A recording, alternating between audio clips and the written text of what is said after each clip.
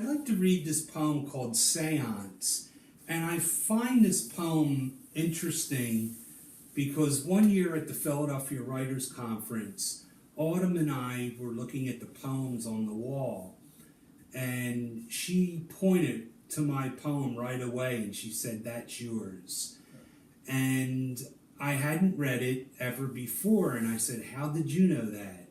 And she said, "Because I know your style." And I remember thinking, "Oh, this is great. I have a style." And then I thought, "Uh-oh, this is trouble. I'm predictable." So, that's not what it means. There are pluses and minuses. That's not what it means. Ernest Hemingway had a style, and it didn't hurt him at all. Well, I'll give it to Autumn that she was giving me a compliment, but I do like the poem. Connie was giving you a compliment too, comparing it to Ernest Hemingway. Well, she was also complimenting Ernest Hemingway, actually. Yeah, I don't like Ernest Hemingway. Well, I don't like The Old Man in the Sea. Put it that way. Ernest never said anything against you. But this is called Seance. Oh, maybe he will now.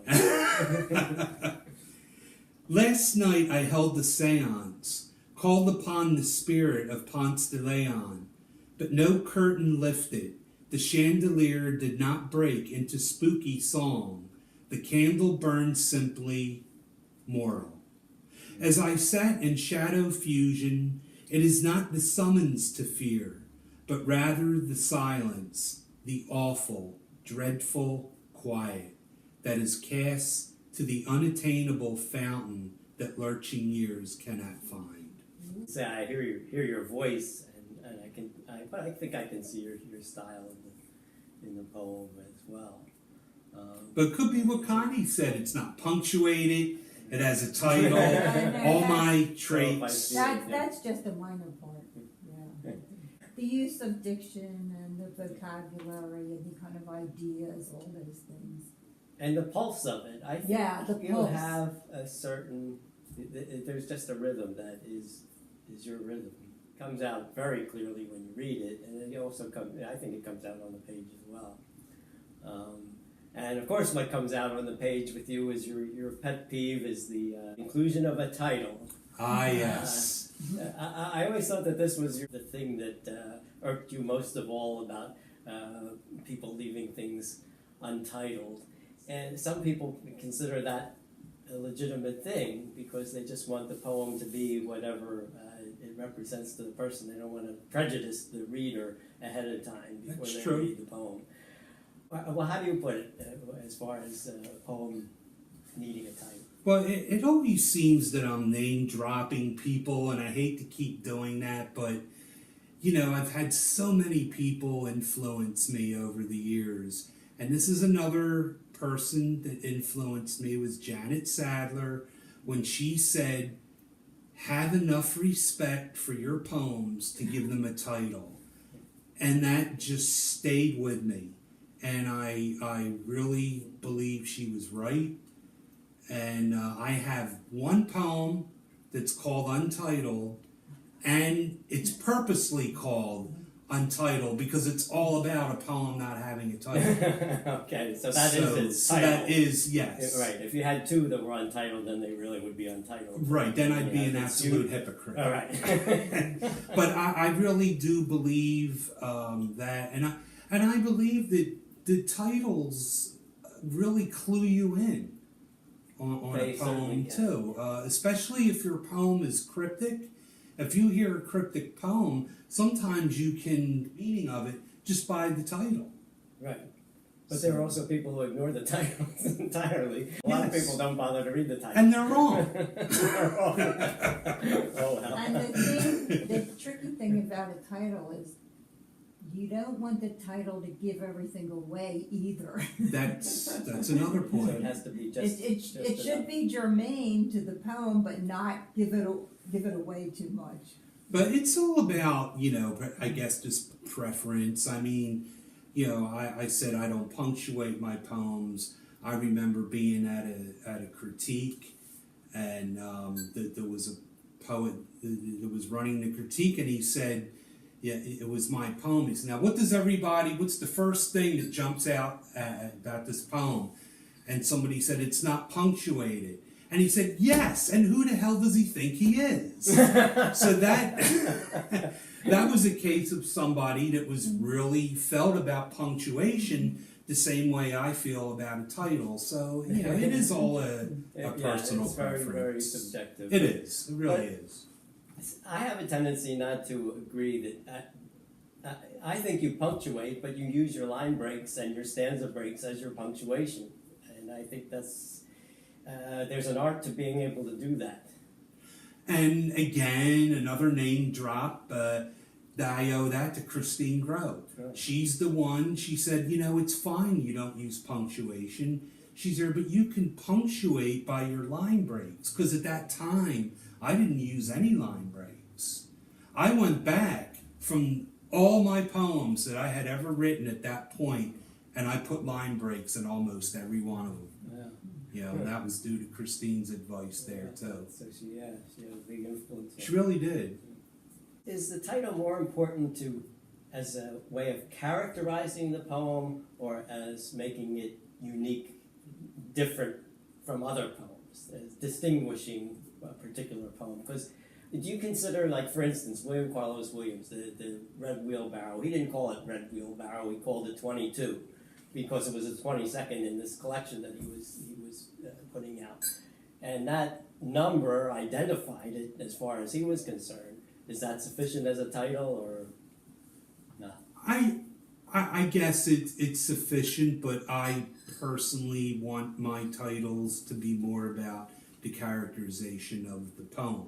I mean, just this last one I read, Seance, it's not a particularly clever or great title, but it says what it needs to say. It identifies exactly what this poem is, and that's kind of what I want. And I think a title is like the first line. If it's not really strong, then no one is going to bother to listen to the rest of it or read it. Yeah, you share Roger's theory. He agrees with that too, that the first line or first couple lines of a poem should be really strong. Now, I know another of your pet peeves is accessibility. Yes. Poetry, you know, which goes along with arcane references. You're not really sure what the poet is thinking at the time, and they don't really want you to know. But you usually want people to know what you're thinking and what your points are, and you want to make it clear, and you like that in the poetry you read as well. Yeah, I'm a mass of contradictions.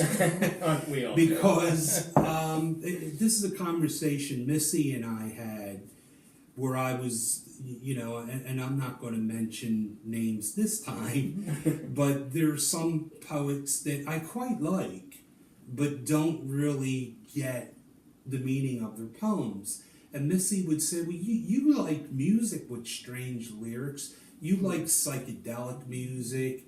And so I would think you would be really drawn to those types of poems. But for some reason, I find myself drawn more to accessibility. You know, I think we were talking earlier, and I said Eileen D'Angelo is a good example of that. I always get get her poems, and I mean that totally as a compliment. Right, there's a lot of clarity, and it's good clarity. Yeah, it's good clarity. I don't have to rack my brain to think of, well, what is she trying to tell me? I know exactly what she's saying. And sometimes I do enjoy that kind of cryptic, mysterious, what does it all mean? But I do prefer accessibility, and I do write like that, and that's more because that's the only way I know how to write. I can't be very cryptic. And yet, I think very often you find people looking into your poems and finding representations or metaphors or cryptic things that you either put in there subconsciously or didn't even want to put in there, but somehow they end up in your poem. And does that bother you when people look too deeply into a poem and seem to be searching for answers that aren't there?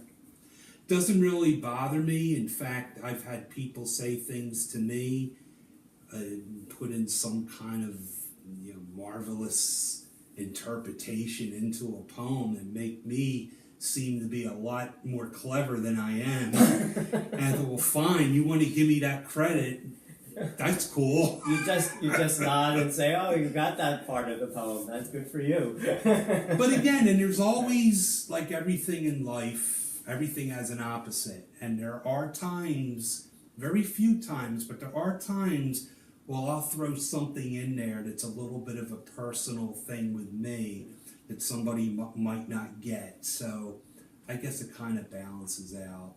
Do you like to have that little secret, or do you like it better when somebody figures out what the secret is? I won't go out of my way to say anything about it, but if someone picks up on it, then, I won't hide it. Yeah.